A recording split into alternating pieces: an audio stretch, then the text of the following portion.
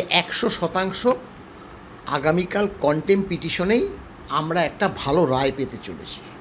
পরবর্তীকালে আবার দেখলাম ওয়েবসাইটে চেঞ্জ হলো, নোটিফিকেশন কি হলো না, পরিষ্কারভাবে বলেছে যে আগেই কন্টেম্প পিটিশন শোনা হবে।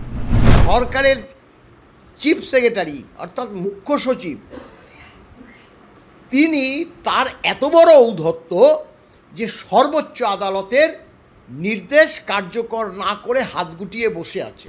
তাই আগামীকাল আমরা মনে করছি যে রুল জারি করে কোনো বার্তা পরিবেশন করবে এবং এবার সরকারকে ডিএটা মিটিয়ে দিতেই হবে। বলেছি যে সর্বোচ্চ আদালতের সিদ্ধান্তই শিরোধার্য, কারণ আমরা তো অর্ডার পেয়ে গেছি। আমরা তো all India consumer price index অনুসারে বছরে 2 কিস্তি যে দিয়ে তার অর্ডার আমরা পেয়ে গেছি। এর থেকে আমরা তো আর বেশি কিছু চাই না। স্যার, একেবারেই আগামীকাল অর্থাৎ 4 তারিখ ডিএ একেবারে যৌথ মামলা, কন্টেম্পট অফ কোর্ট এবং ডিএ রাজ্য সরকারি কর্মচারীদের অধিকার কিনা সেই নিয়ে একেবারে যৌথ মামলা। আপনারা কতটা আশাবাদী ডিএ আপনারা ছিনিয়ে আনবেনই?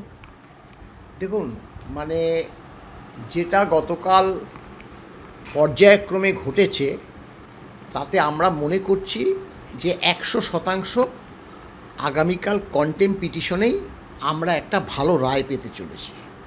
ডিএর মূল মামলাটা ছিল আগামীকাল 4 তারিখ, সেটা মাননীয় সঞ্জয় কারোল সাহেবই দিয়েছিলেন।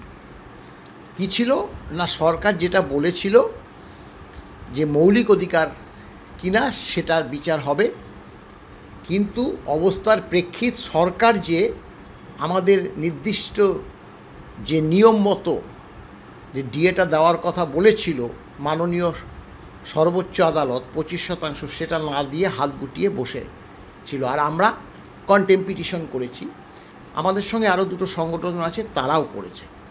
এবার কতগুলো সর্বোচ্চ আদালতের প্রক্রিয়া আছে। 4 তারিখ যে ডেটটা দিয়েছিল সেটা দিয়েছিল মাননীয় সঞ্জয় কারোল। সে মতে ওই যে ডেটটা কোর্ট থেকে কিন্তু ওটার পরিবর্তন আর করতে পারবে, কিন্তু অ্যাজ ইউজুয়াল কন্টেম্প পিটিশন যে আমরা 3টে সংগঠন করেছি সেটা কালকে দেখলাম যে ওটার ডেট দিয়েছে 8 তারিখ, 8ই আগস্ট। আমরা 4 তারিখে মামলাতে যাচ্ছি, আবার 8 তারিখ, মাঝখানে আরও 4টে দিন আমরা দিল্লিতে থাকা তো প্রচুর খরচ আমাদের। তাহলে এই যে ফ্লাইটের টিকিট বাতিল করতে হবে, এতগুলো টিকিট বাতিল, এটা নিয়ে আমরা একটু সত্যি মানে চিন্তিত ছিলাম। আমাদের কাছে তো একটা অর্থনৈতিক একটা বার্ডেন তো আমাদের সবসময় চিন্তিত করে। কিন্তু আমরা দেখলাম পরবর্তীকালে যে এইটা তো কোর্ট থেকে দেখলাম যে আরেকটা নোটিফিকেশন বা মানে ওয়েবসাইটে পেলাম, সেখানে দেখলাম মাননীয় সঞ্জয় কারোল এবং প্রশান্ত মিশ্র তারা দুজনই এই যে কন্টেম্প পিটিশনগুলো আমরা করেছিলাম সেগুলোর ফাইল তাদের রেসিডেন্সে পাঠাতে বলেছে। কারণ কালকে শনিবার ছিল ছুটি, আজকে রবিবার ছুটি, অর্থাৎ তারা বাড়িতে বসেই এই কন্টেম্প পিটিশনগুলো দেখবে। স্বাভাবিকভাবে আমরা তখন মনে করে পোস্টও করেছি যে আমরা মনে করছি যে কন্টেম্প পিটিশনটা 4 তারিখেই শুনবে বলে আমরা আশা করছি, আমরা কিন্তু কনফার্ম জানি না। পরবর্তীকালে আবার দেখলাম ওয়েবসাইটে চেঞ্জ হলো, নোটিফিকেশন কি হলো না, পরিষ্কারভাবে বলেছে যে আগেই কন্টেম্প পিটিশন শোনা হবে। তাহলে স্বাভাবিকভাবে যে মূল মামলার তো ডিএর ব্যাপার এখন কিছুই নেই। হয়তো 25% দিয়ে দিলে সরকারকে আরও হয়তো মাসখানেক সময় দিয়ে বলতো এবার আরও 25% দিন, পরবর্তীকালে আরও 2 মাস 4 মাস 6 মাস পরে 50% দিয়ে পুরো আপ টু ডেট করুন, এরকম একটা হয়তো অর্ডার সর্বোচ্চ আদালত দিত। 25% না দেওয়াতে দেখুন আদালত অবমাননা মানে ভাবাই যায় না। এবং আদালতটা কি না লোয়ার কোর্ট না, ট্রাইব্যুনাল না, উচ্চ আদালত না, একদম সর্বোচ্চ, মানে দেশের সর্বোচ্চ আদালত, তাদের তো এই ক্ষমতা আছে ভৎসনা করার। নিম্ন আদালতের জাজকে ভৎসনা করে আমরা দেখেছি, উচ্চ আদালতের জাজকেও ভৎসনা করে আমরা দেখেছি। সেক্ষেত্রে সরকারি আইনজীবীরা যে বার্তা দিয়ে গিয়েছিল মেনে নিয়েছিল, অর্থাৎ সরকার মেনেছে। সরকারের চিফ সেক্রেটারি অর্থাৎ মুখ্য সচিব, তিনি তার এত বড় ঔদ্ধত্য যে সর্বোচ্চ আদালতের নির্দেশ কার্যকর না করে হাত গুটিয়ে বসে আছে।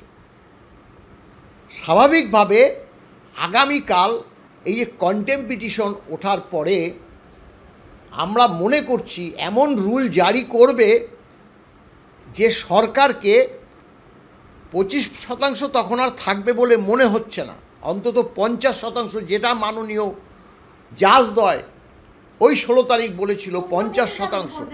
দিতে গেলে 50% মাজা ভেঙে যাওয়ার কথাটা সেদিন উঠেছিল, কিন্তু অর্ডারে কি বলেছে? অর্ডারে বলেছিল যে ট্রাইব্যুনালকে বারংবার এই টাকা নেই বলে গল্প শুনিয়েছে, ট্রাইব্যুনাল পাত্তাই দেয়নি।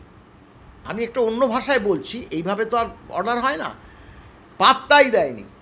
আবার যখন উচ্চ আদালতে গেল, উচ্চ আদালত এই টাকা নেইটা কর্ণপাত করেনি। এই দুটোর পরিপ্রেক্ষিতে তারাও মনে করেছে, অর্থাৎ সর্বোচ্চ আদালতও মনে করেছে এই যে টাকা নেই বিষয়টা মুখ্য নয়, এটাই গৌণ, তাই তারাও ধর্তব্যের মধ্যে ধরেনি। কিন্তু মাননীয় জাজদ্বয় মনে করেছে যে আগে এটাকে শুরু করি, সরকার না হলে আবার একটার পর একটা উঠিয়ে আরও দীর্ঘ থেকে দীর্ঘতর করার চেষ্টা করবে। তাই 25% মর্গ ভাতা চালু করার একটা প্রক্রিয়া জাজদ্বয় শুরু করেছিল, কিন্তু সেটা মান্যতা দেয়নি। তাই আগামীকাল আমরা মনে করছি যে রুল জারি করে কোনো বার্তা পরিবেশন করবে এবং এবার সরকারকে ডিএটা মিটিয়ে দিতেই হবে। স্যার একেবারে শেষ প্রশ্ন, এই যে কন্টেম্পট অফ কোর্ট যেটার শুনানি একেবারে 8 তারিখ ছিল তা এগিয়ে একেবারে গতকালই করা হবে, এটা তো আপনাদের নেপথ্যে একটা বিরাট জয় বলা যেতে পারে। অন্যদিকে রাজ্য সরকার তো বারংবার বলছেন তাদের কোষাগারে টাকা নেই, 100 টাকা আয় হলে 130 টাকা তাদের ব্যয় হচ্ছে, কোথা থেকে দেবে তারা? দেখুন, এমএ পিটিশনটা যে করেছে না, এটা নিয়ে বার্তা কিন্তু এখনও আমরা পাইনি। কেন পাইনি জানেন তো?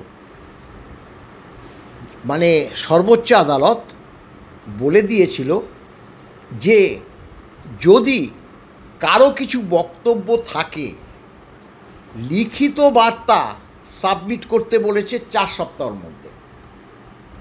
আমাদের যে বার্তা ছিল, আমরা বলেছি যে সর্বোচ্চ আদালতের সিদ্ধান্তই শিরোধার্য, কারণ আমরা তো অর্ডার পেয়ে গেছি, আমরা তো all India consumer price index অনুসারে বছরে 2 কিস্তি যে দিয়ে তার অর্ডার আমরা পেয়ে গেছি।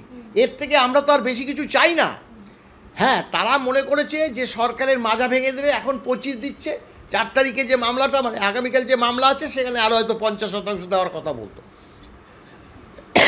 সেক্ষেত্রে এই যে সরকার আমাদের যে ডিএর ব্যাপারটা এবার 100% নিশ্চিত করে দিল, এমএ অ্যাপ্লিকেশনটার কোনো বার্তাও কিন্তু উচ্চ আদালত থেকে আমরা সর্বোচ্চ আদালত থেকে পাইনি। আমাদের এই কন্টেম্প পিটিশনটাকেই কিন্তু প্রকাশ পেয়ে গেছে যে প্রথমেই আদালত অবমাননার মামলাটা শোনা হবে। তখন হয়তো তারা তখনই বলবে যে আপনাদের তো 4 সপ্তাহের মধ্যে লিখিত বার্তা দিতে বলেছিলাম, আপনারা কেন দেননি? আপনারা তো ওখানেও আদালত অবমাননা করেছেন, প্রথমেই তো ওখানে আদালত অবমাননা করেছেন, তারপরে 6 সপ্তাহের মধ্যে ডিএ না দিয়ে আদালত অবমাননা করেছেন। ভারতবর্ষের মতো একটা গণতান্ত্রিক দেশের সর্বোচ্চ আদালত তাকে মান্যতা দেবে না একটা অঙ্গরাজ্য, আর সর্বোচ্চ আদালত হাত গুটিয়ে বসে থাকবে, সেটা যদি এই রাজ্য সরকার মনে করে তাহলে আমরা বলবো যে তারা মূর্খের স্বর্গে বাস করছে। আগামীকাল আপনারা লক্ষ্য রাখবেন, দেখবেন একটা ভালো অর্ডার বা রায় আমরা নিয়ে আসব।